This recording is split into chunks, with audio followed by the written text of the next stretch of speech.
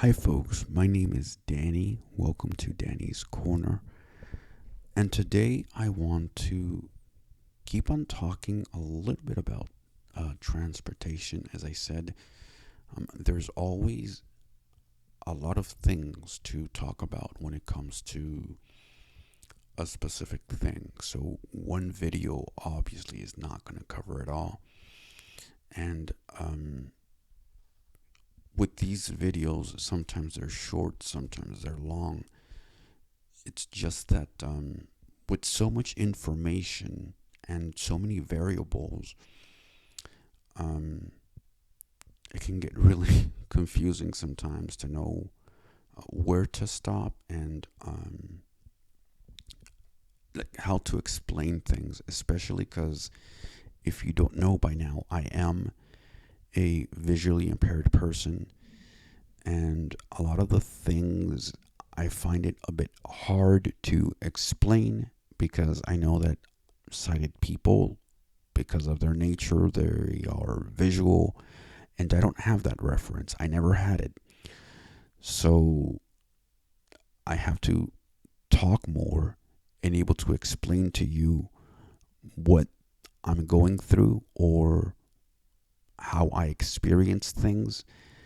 And I do know that a lot of sighted people, or I should say, a lot of sighted people may get confused or um, will get upset. So that's a bit hard to do.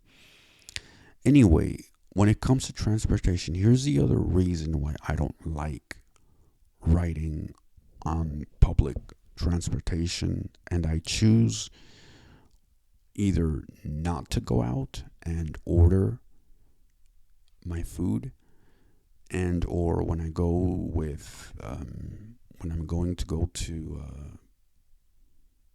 a social gathering of some sort, I prefer for somebody to pick me up. One of the things that I do not like is the constant noise. And what I mean by that is you have people talking really loud. Nobody needs to hear your conversation when you're riding on the bus. People don't know how to talk in a low voice. And I know it can be noisy, but that's why there's texting. Even when you're driving, it's not a good idea to talk at the same time. And some laws, I'm sorry, some states have yet to adopt laws that will say you can only use hands free devices. Believe it or not, a lot of people in a lot of states still put their phone to their ear and talk as they're driving instead of using the hands free mode.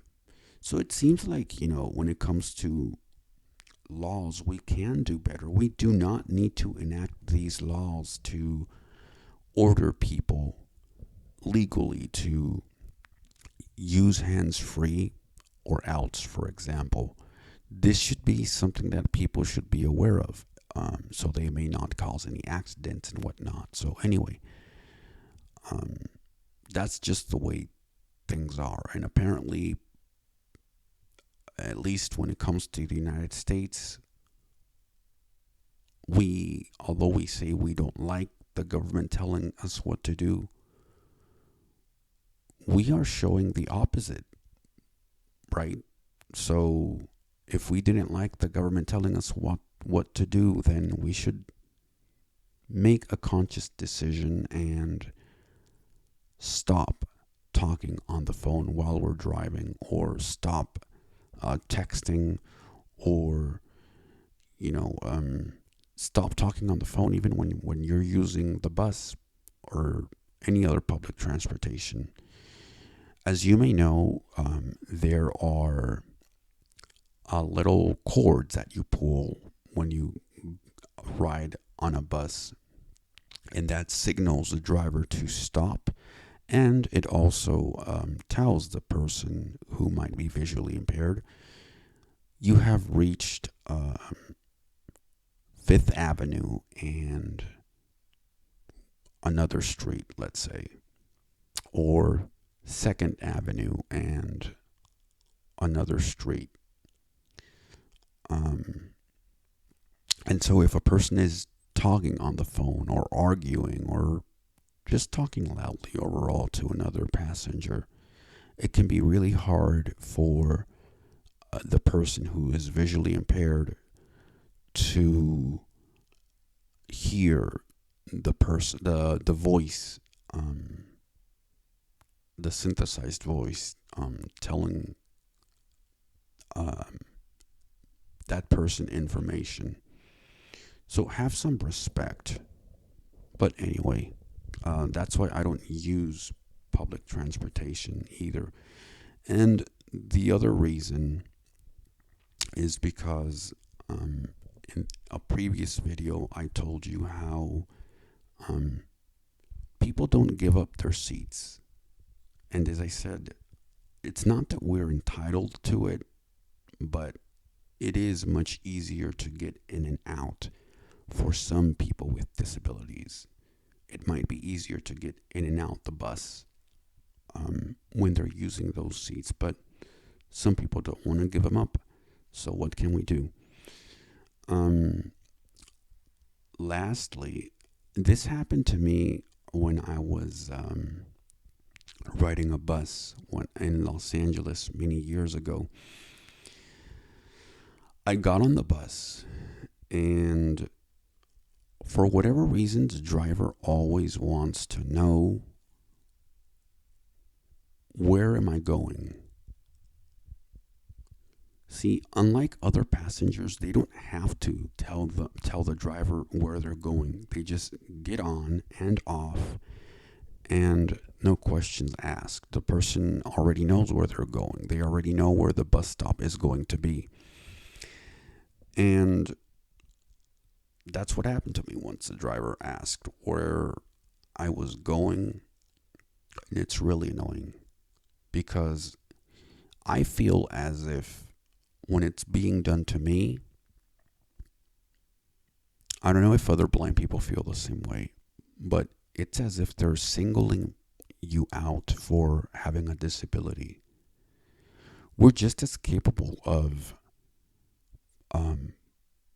pulling the cord and getting off at the stop where we need to be.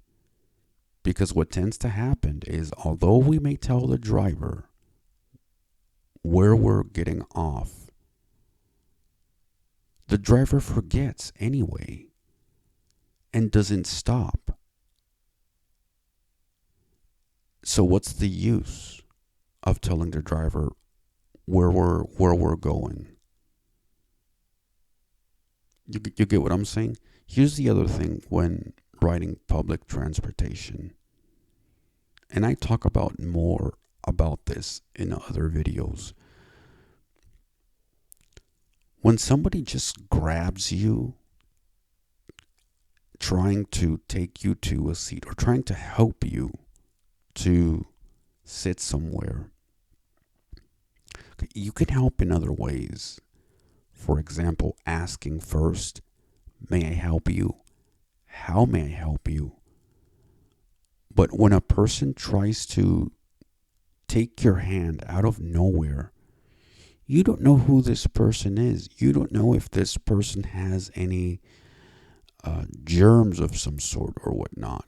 You have a complete stranger seizing you, perhaps even hurting you in their attempt to help. And not only do they grab you by the wrist, and again, you don't know this person, but sometimes even when you reach the seat, and this can happen not only in public transportation, but also in other places where people are trying to help you, regardless of what that place may be, they will grab a blind person or another person by their waist. It's really uncomfortable. And the thing that we don't want to do as people who have disabilities is create a scene, because we are already underappreciated. We are already under scrutiny, if you will. We are already rejected in one way or another.